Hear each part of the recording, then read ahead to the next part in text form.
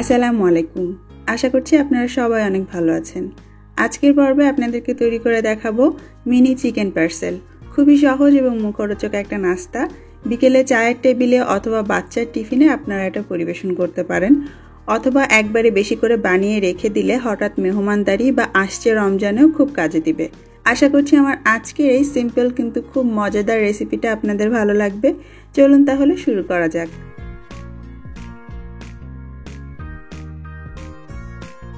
প্রথমে আমরা চিকেন পার্সেলের ভেতরের যে পুর অর্থাৎ চিকেনটা রেডি করে নিব। এখানে আমি আধা কেজি চিকেন নিয়েছি। মুরগির বুকের মাংসটা এরকম ছোট টুকরো করে কেটে নিয়েছি। হাড্ডি ছাড়া মাংস নিতে হবে, আর মুরগির বুকের মাংস নেওয়ার কারণ হচ্ছে এটা তাড়াতাড়ি সেদ্ধ হয়ে যায়। এবার এর মধ্যে আমি দিয়ে দিচ্ছি 3 টেবিল চামচের মতো টক দই। তারপর দিয়ে দিচ্ছি 1 টেবিল চামচ আদা রসুন বাটা। যদি আলাদা করে দিতে চান তাহলে সম পরিমাণে অর্ধেক অর্ধেক করে আদা এবং রসুন বাটা দিতে পারেন। 1 চা চামচের মতো দিয়ে দিলাম লবণ এবং 1 চা চামচ দিয়ে দিচ্ছি মরিচের গুঁড়ো। সেই সঙ্গে একটু কালারফুল করার জন্য আমি হলুদের গুঁড়োও দিচ্ছি আধা চা চামচ।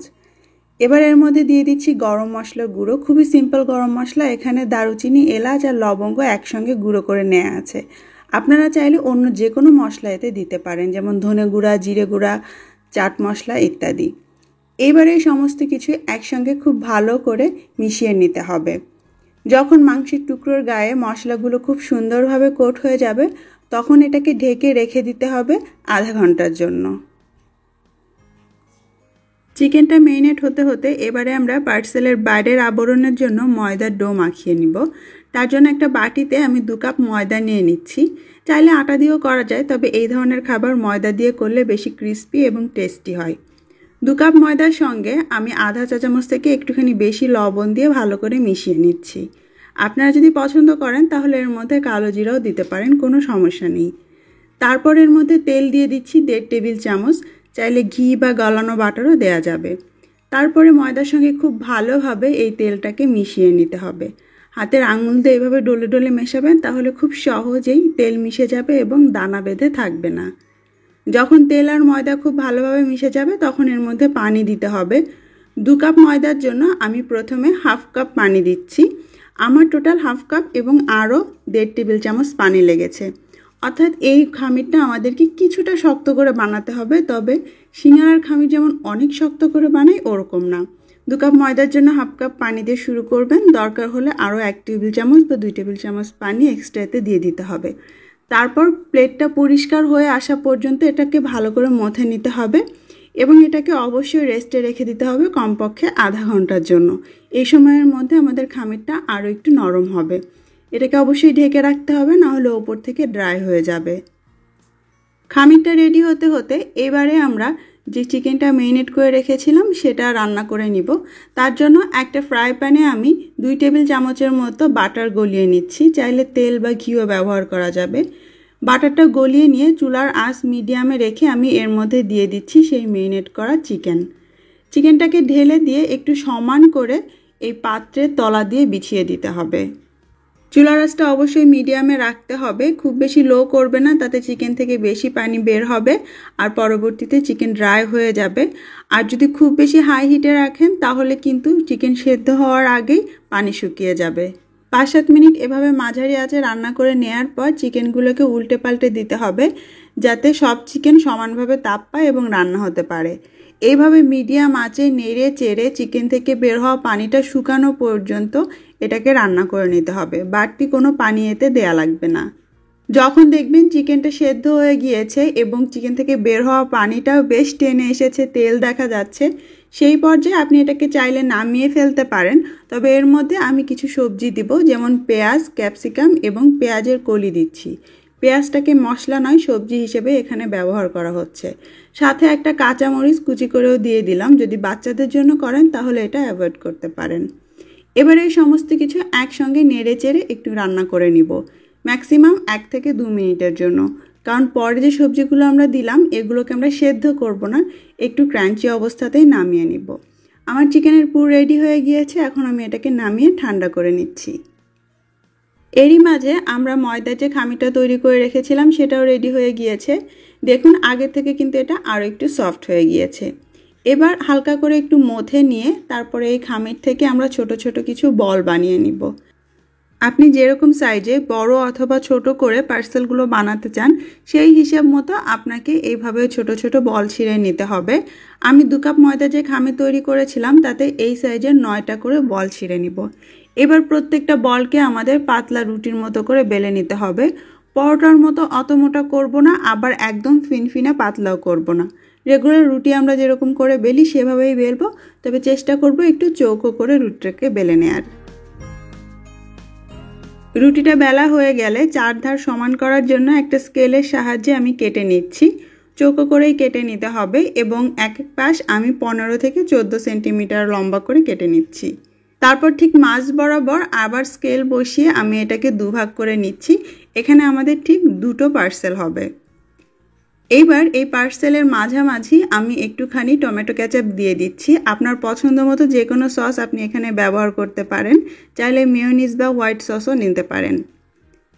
কেচাপটা মাখিয়ে নেওয়া হয়ে গেলে তারপর এই কেচাপের উপরে আমরা সেই যে চিকেনের পুরটা রেডি করে রাখলাম সেটা দিয়ে দিব।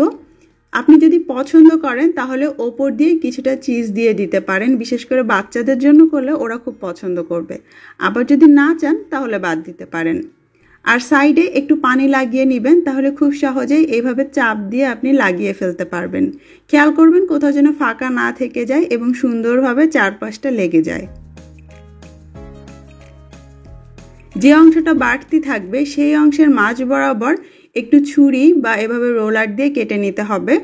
3-4টা দাগ দিয়ে দিলেই হবে। তারপর ওই অংশটা ধরে এনে এই পার্সেলের ওপরে দিয়ে দিতে হবে। এটা শুধুমাত্র একটু ডিজাইন করার জন্য, আর কিচ্ছু নয়। আপনার পছন্দ মতো যে কোনোভাবে আপনি দাগ কেটে এইভাবে ওপর দিয়ে সাজিয়ে দিতে পারেন। তারপর কোণাগুলো খুব ভালোভাবে সিল করার জন্য একটা কাঁটা চামচ দিয়ে আমি এইভাবে একটু চেপে চেপে দিচ্ছি। এইভাবে করে দুই পাশে আপনাকে একটু সিল করে দিতে হবে, যাতে ভাজার সময় ভেতর থেকে পুর বা চিজটা বের না হয়ে আসে। ব্যাস, তৈরি হয়ে গেল আমাদের প্রথম পার্সেল। একইভাবে বাকি খামির এবং পুর দিয়ে আমরা সবগুলো পার্সেল তৈরি করে নিব। অনেক সময় বাসায় মেহমান আসার কথা থাকলেও আমরা নানা রকম নাস্তা তৈরি করি। তো আগের দিন যদি আপনি পার্সেলগুলো বানান তাহলে এইভাবে কোনো একটা ট্রে বা প্লেটের উপরে ফাঁকা ফাঁকা করে সাজিয়ে তারপরে এটাকে ভালো করে ঢেকে ফ্রিজের নর্মাল চেম্বারে রেখে দিতে পারেন। 24 ঘন্টা এটা ভালো থাকবে। আগের দিন বানিয়ে আপনি পরের দিনও ভাজতে পারেন। আর যদি ফ্রোজেন করতে চান তাহলে এইভাবে আপনি এটাকে ডিপ ফ্রিজে রেখে দিন 2 ঘন্টার জন্য। 2 ঘন্টা পরেই দেখবেন এটা একদম শক্ত হয়ে গিয়েছে। তখন আপনি আপনার পছন্দ মতো পলি ব্যাগ বা বক্সে করে এটাকে আবারও ফ্রিজে ভরে রাখতে পারেন, আর যখন আপনার দরকার তখন ভেজে নিতে পারবেন। 2 ঘন্টা পরেই দেখুন এগুলো কতটা শক্ত হয়ে গিয়েছে। এইভাবে করে আমি যতগুলো বানিয়েছিলাম সবগুলো কিন্তু ফ্রোজেন করে নিয়েছি। বেশিরভাগ সময় আমি ফ্রোজেন কিভাবে করতে হয় পদ্ধতিটা দেখাই, কিন্তু আপনারা অনেকেই জানতে চান যে ফ্রোজেন করার পর সেগুলোকে কিভাবে ভাজতে হবে। তাই আজকে আমি কাঁচাটা সরাসরি না ভেজে এই ফ্রোজেন পার্সেলগুলোই আপনাদেরকে ভেজে দেখাবো। কিছুটা আমি ডিপ ফ্রিজে রেখে দিচ্ছি পরবর্তীতে ইউজ করার জন্য, আর এখন আমি 8-9টার মতো আপনাদেরকে ভেজে দেখাচ্ছি। ফ্রোজেন কিছু ভাজার জন্য ফ্রিজ থেকে বের করে সেটাকে নর্মাল করার কোনো দরকার নেই। জাস্ট ফ্রিজ থেকে বের করে 10 মিনিট একটু রেখে দিলেই হবে, অথবা যে সময়টা তেল গরম হতে আমাদের সময় লাগে ততক্ষণ এটা বাইরে থাকলেই হবে।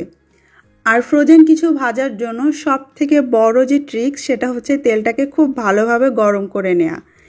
এই পার্সেলগুলো যদি আপনি সরাসরি কাঁচা অবস্থায় ভাজতে যান তাহলে কিন্তু মিডিয়াম আঁচে মিডিয়াম গরম তেলে আমাদেরকে ভেজে নিতে হবে।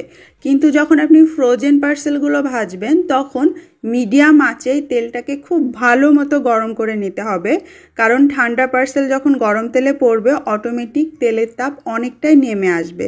তাই আপনি যদি মিডিয়াম গরম তেলে পার্সেলগুলো দেন কাঁচা পার্সেলের মতো, তাহলে কিন্তু তেলের তাপমাত্রা অনেকটা নেমে যাবে এবং সেক্ষেত্রে ভাজাটা সুন্দর হবে না এবং অনেক বেশি তেল টানবে।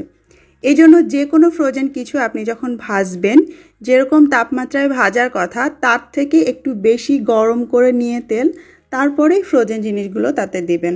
তারপর বাকি নিয়ম কিন্তু একই। চুলার আঁচটা মিডিয়ামে রেখে দুপাশে উল্টে পাল্টে সুন্দর সোনালি কালার হওয়া পর্যন্ত ভেজে নিতে হবে। আর এভাবেই তৈরি হয়ে গেল আমাদের আজকের মিনি চিকেন পার্সেল। দেখতেও যেমন চমৎকার, খেতে কিন্তু খুবই মজা। প্রথমে আমি আপনাদেরকে চিজওয়ালা যে চিকেন পার্সেল সেটা ভেঙে দেখাচ্ছি। গরম গরম এটা খেতে খুবই মজার। সরাসরি যখন নাস্তায় বাচ্চাদেরকে দিবেন ওরা কিন্তু খুব মজা করে খাবে। এরপরে আমি আপনাদেরকে একটা ভেঙে দেখাচ্ছি যেটার মধ্যে আমি কোনো চিজ দেইনি। চিজ দিলেও যেমন মজা, না দিলেও কিন্তু অনেক মজা লাগবে খেতে। উপরটা ক্রিস্পি হবে, ভেতরটা হালকা নরম হবে, আর ভেতরে থাকবে মজাদার চিকেনের পুর। বাসায় অবশ্যই একবার ট্রাই করবেন আর আমাকে কমেন্টে জানাবেন কেমন হলো। সবাই ভালো থাকবেন। আল্লাহ হাফেজ।